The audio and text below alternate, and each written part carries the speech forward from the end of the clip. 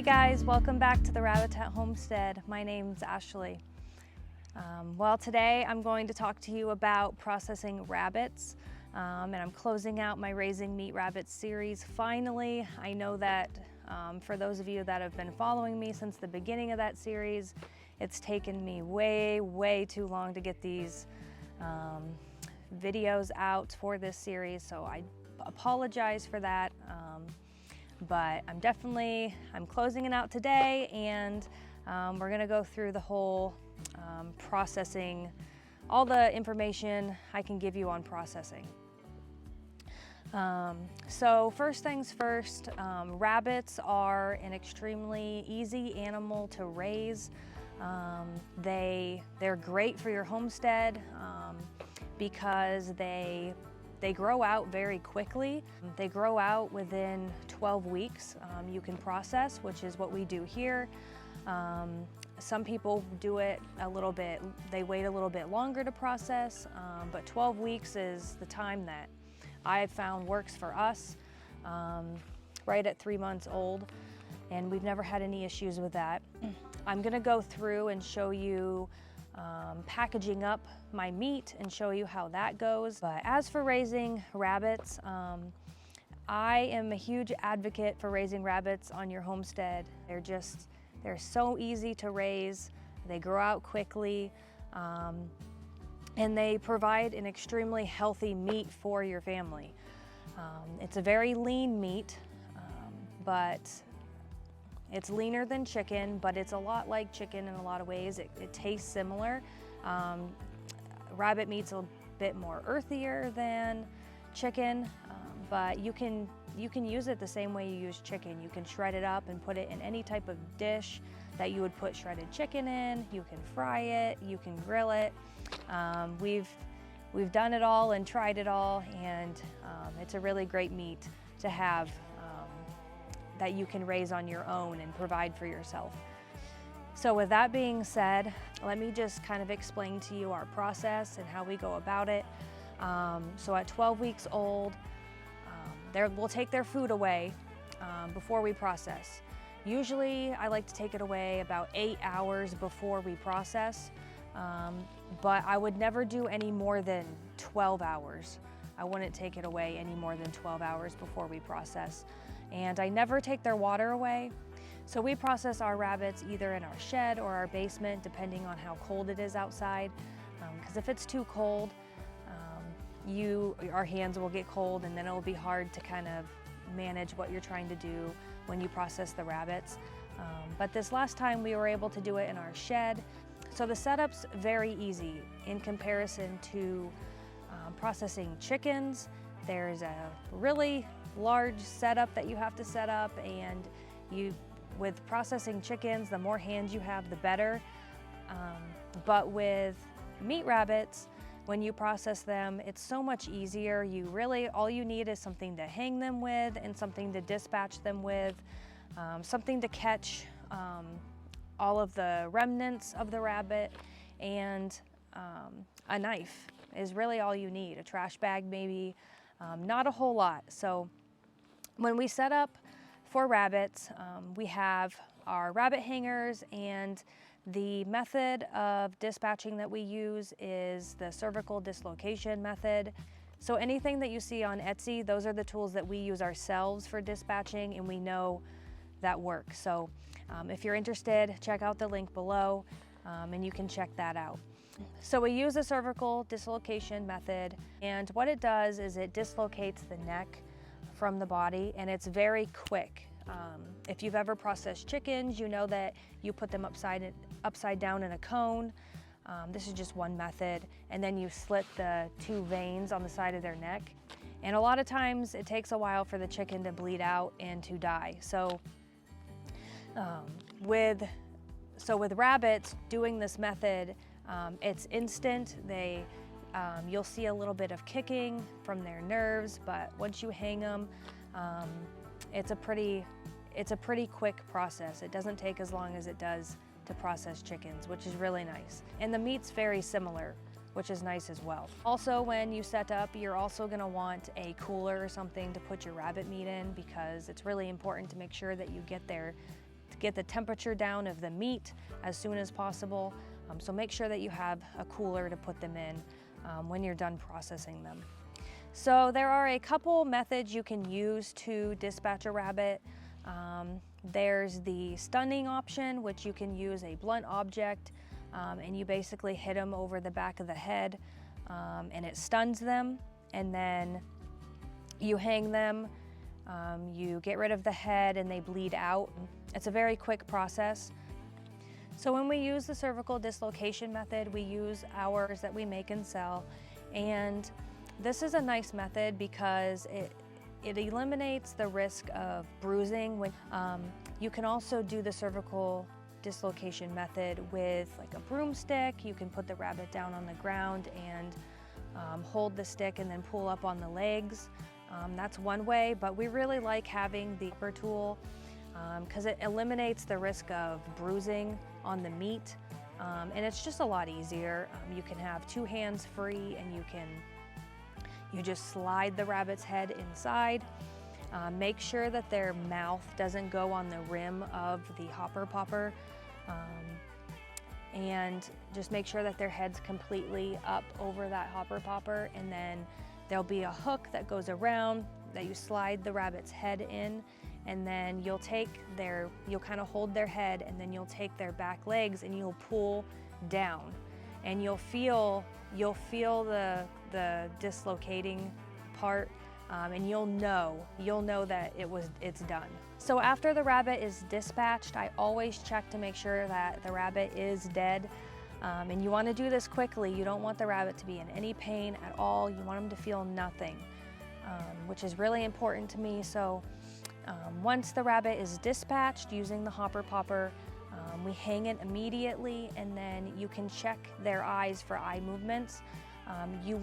The eyes will be open and they will have a blank stare, and usually I'll just take my finger and tap the eye and make sure they don't blink or anything. And if their eye is open and they have that blank stare, the rabbit is definitely gone and you don't have to worry.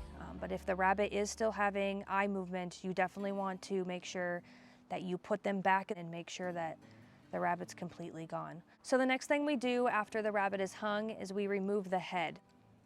So what you do is you take the knife, you put it up to the neck, and then you will kind of pre-roll the skin, and then you'll push the knife through the neck, and then that will remove the head. That's how we do it.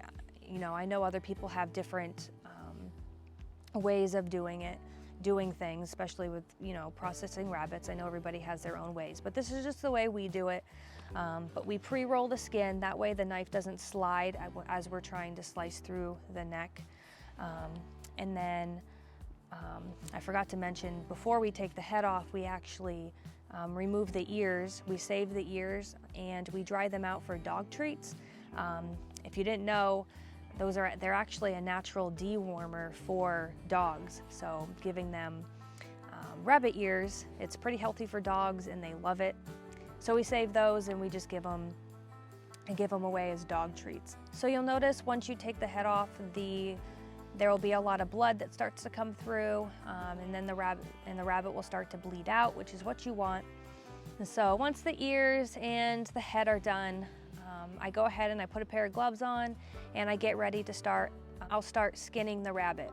So I like to start at the side of the leg with my knife, and when you use your knife, you want to cut away from the meat. You don't want to be sawing, towards the meat with your knife. You want to take your knife and cut through the skin on the side. It'll be kind of fatty on the side of the leg, so I'll grab that fat and then I'll cut through it with my knife.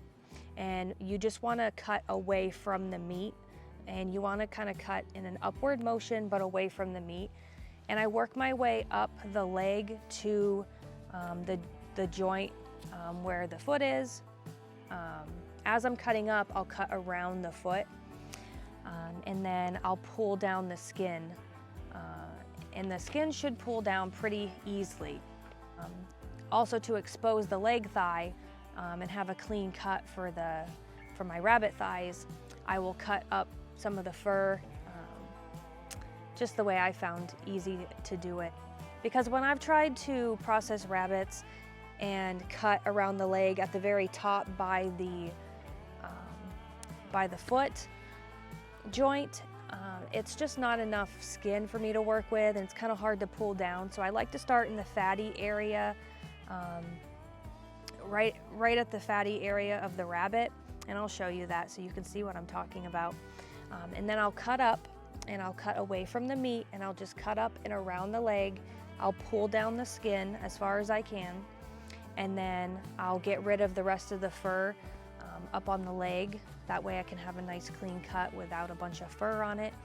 And then I'll go to the other side and I'll do the same thing. And then I'll pull it down as far as I can. And then once the legs are clear of the hide, I will kind of work my fingers behind the rabbit, right above the tail. And you want to work your fingers through the hide so you can fit your knife through there. And then what you'll do is you'll pull down on the rabbit's tail, and you'll take your knife and you'll pull down on the tail, and you'll take your knife and you'll cut through. And then that will release the back part of the hide. And then once this is done, I will go to the front and I will cut away the fur from the groin area as much as I can. And then once that's done, I will go ahead and I'll pull down the rest of the hide all the way off the rabbit.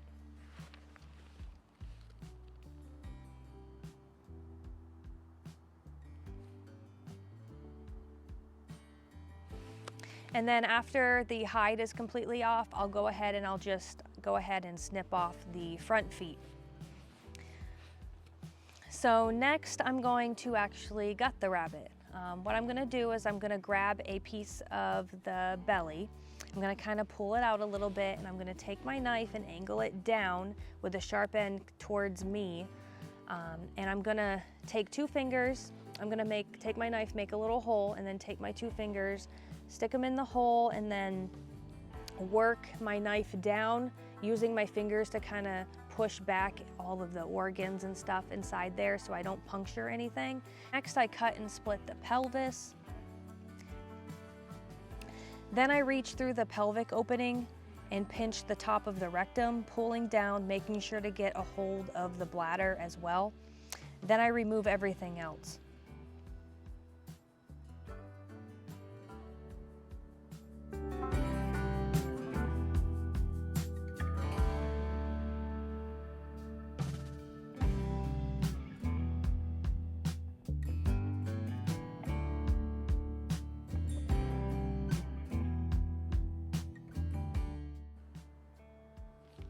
We like to save the livers. If you do this, just make sure that you remove the gallbladder from it. You'll just pinch it and then pull it off. It's pretty easy, and we've never had it break on us. But we save the livers. Liver's not that great tasting of a food, but it's a very healthy food for you. So if you don't know the benefits of liver, you should definitely do some research on that.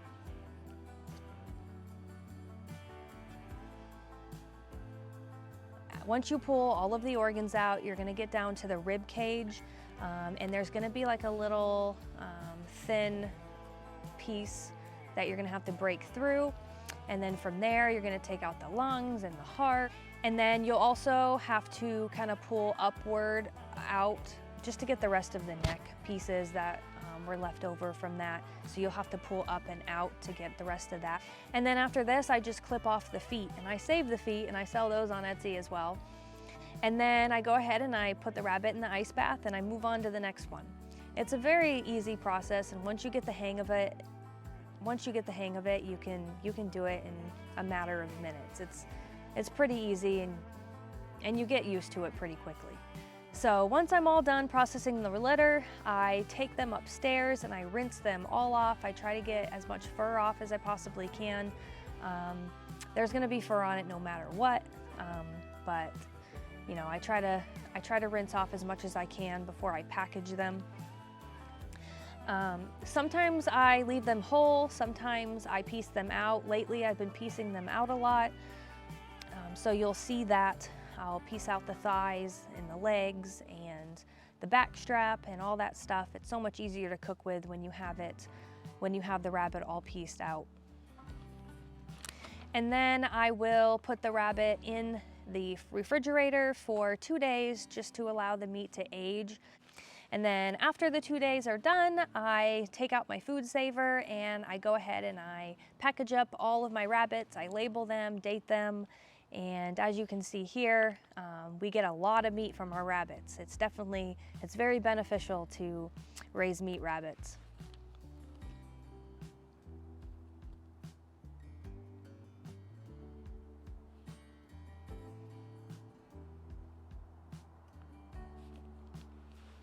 So when I package them, I like to package them with the thighs together, the legs together. I like to have the same cuts of meat together. And sometimes I will piece out a couple of the rabbits and then I'll leave a couple whole just so we kind of have an option, because we like to grill our rabbits whole on the grill, which is really good. If you haven't tried that, we'll usually just put some type of seasoning on it. One thing that I really wish I could have included in this meat rabbit series is how much feed that I gave them. In the future, I will definitely be doing some type of video on how much feed. I actually have 3 litters that are coming in the next month, so I'm really excited. I'm glad to have all of my does on the same schedule. I have 3 breeding does, and they've been scattered for so long, and I've constantly been having everything kind of all over the place when it comes to, you know, when to wean and when to slaughter and when to give the mom their nest box and all that. So it's kind of been all over the place. So I'm happy that I finally got them close to on the same schedule. They're just a couple days apart, but I have 3 litters I'm gonna have at the same time, so it'll be more organized. But I'm definitely gonna try to see what I can do about kind of measuring how much pellets I give them, how much hay they eat, just to kind of get a comparison and kind of pricing on how much I spend on my rabbits. Well, this is the end result, and this is why we do what we do. It's very rewarding at the end of the day when you have healthy meat for your family, and it was a quick process, and it's also very enjoyable. I love rabbits. I love coming out here and holding them and playing with them, and they're a joy. And I don't know, have you ever seen a rabbit yawn? It's adorable.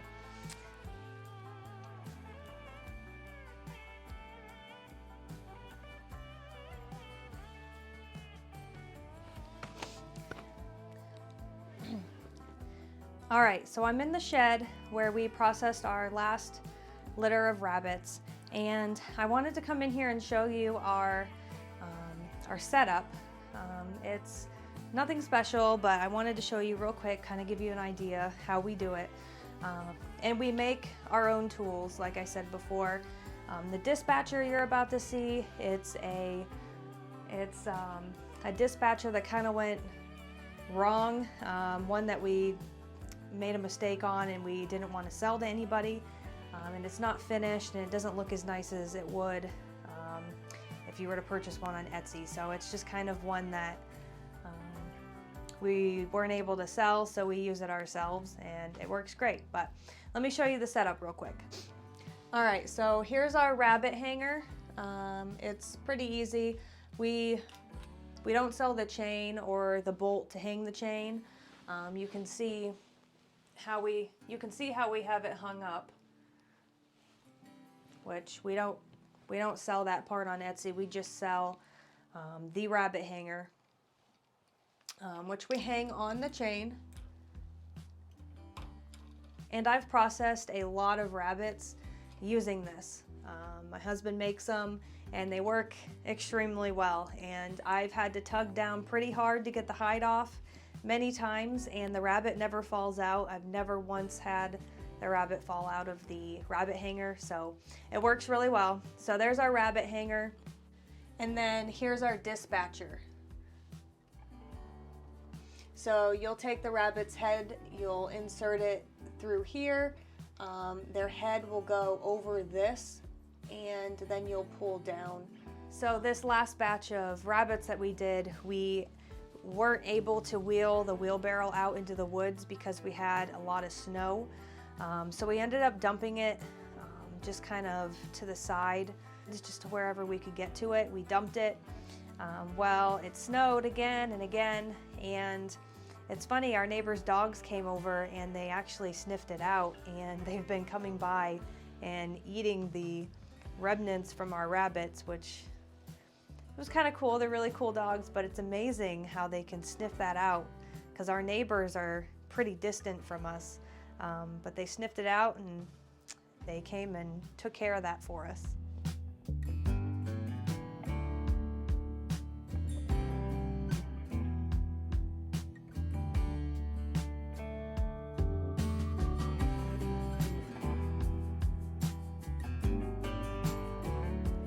Well guys, we have reached the end of my Raising Meat Rabbits series, and I really hope this has been a blessing to you. I want to come out and say, you know, I'm not an expert at raising rabbits. I am learning every single day, and all I'm doing is sharing my experiences with you. Everything that I've learned, and just kind of taking you along the journey with me, and we're learning together. So I hope that it's a blessing to you, and if you ever have any questions, I'll do my best to answer them. But in the meantime, guys, thank you so much for your support. I really appreciate every single one of you. You all are a huge blessing to me and my family, so thank you for coming along on this journey with me, and I will see you guys in the next video. God bless.